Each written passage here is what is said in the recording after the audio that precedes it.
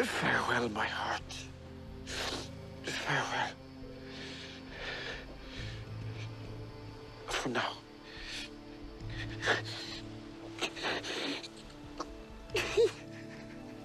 At the beginning of season 5, Floki has pretty much lost everything. He's lost his daughter, he's lost his best friend, and now he's also lost his wife.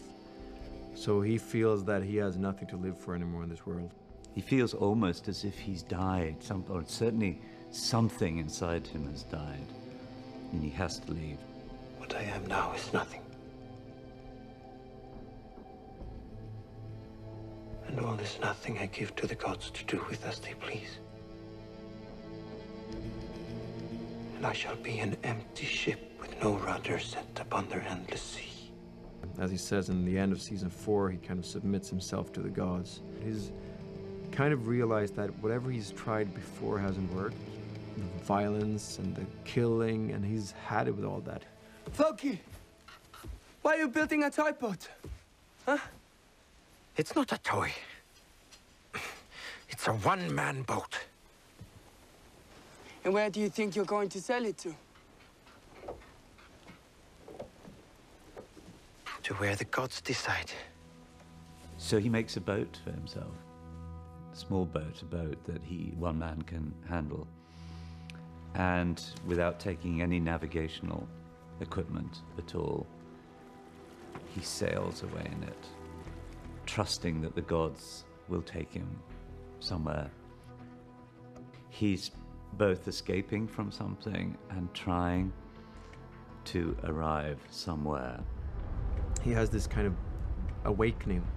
He's kind of reborn in a pagan sense. He regathers his strengths and he becomes strong again. Allfather, þakka þér fyrir þessar sýnir. Certainly, Floki interprets it ultimately as being that he has died and been reborn.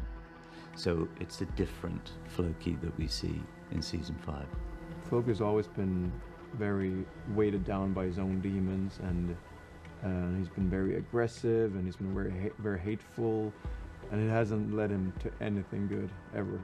So I think, like, for him to motivate his own existence, he has to kind of give himself to a greater cause. He wants to be a better person, or to be something he wasn't before. My name is Jonathan Rhys Meyers, and I play Bishop Heahmund.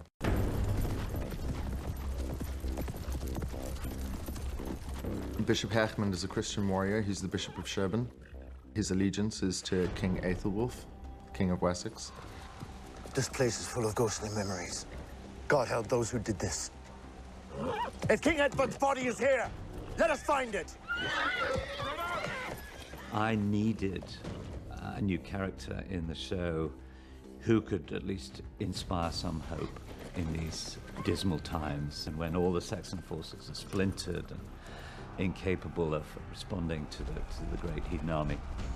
So here we have this rather glamorous knight, this warrior bishop, as a possible redeeming feature for the Saxons and for England.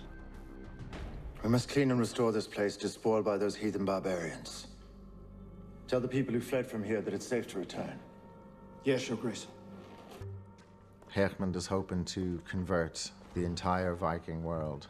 They haven't received the blessing of the true Lord, of Christ. However, from being in their world, he realizes so many of the similarities between how we worship as Christians and how they worship as pagans. He is starting to understand what their belief systems are, their gods, Odin, Thor, Freya, how important these are to them. Heahmund is clearly an interesting man. He himself is torn between earthly desires and spiritual belief. I have sinned in thought and in deed. Please forgive me, three-person God. Punish me. Ravish me. Cleanse me of my sin. He's a great sensualist.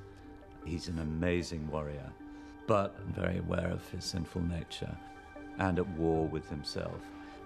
I think faith for Heahmund is 24 hours of doubt and 1 moment of hope in every day.